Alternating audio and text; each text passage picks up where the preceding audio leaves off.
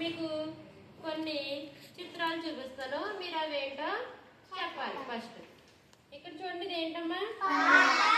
పలక. Very good. ఇది డప్పు. డప్పు దేనికి ఉపయోగిస్తాం? కొట్టడానికి. సరే.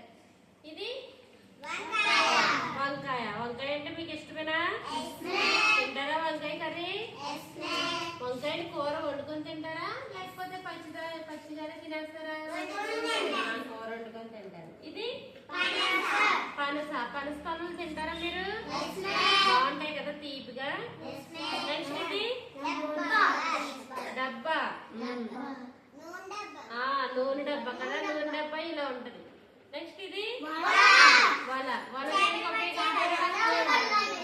చేపలు పట్టడానికి ఉపయోగిస్తారు. ఇక్కడ చూడండి అమ్మా, ఇక్కడ పలక, పనస ఏ అక్షరంతో మొదలైనవి?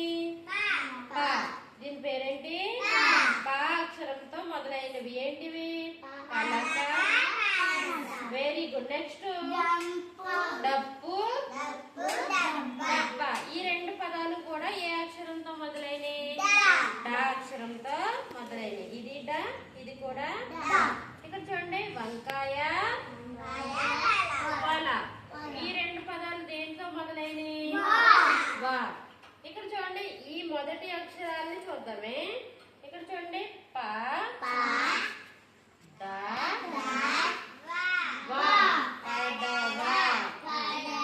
ఇక్కడ చూడండి, ఆ మూడు పదాలతో మొదటి అక్షరాలని మనం ఒక పదంగా రాస్తే ఏమొచ్చింది? ఏంటి? పడవ. ఇక్కడ చూడండి ఒకసారి, ఏంటిది?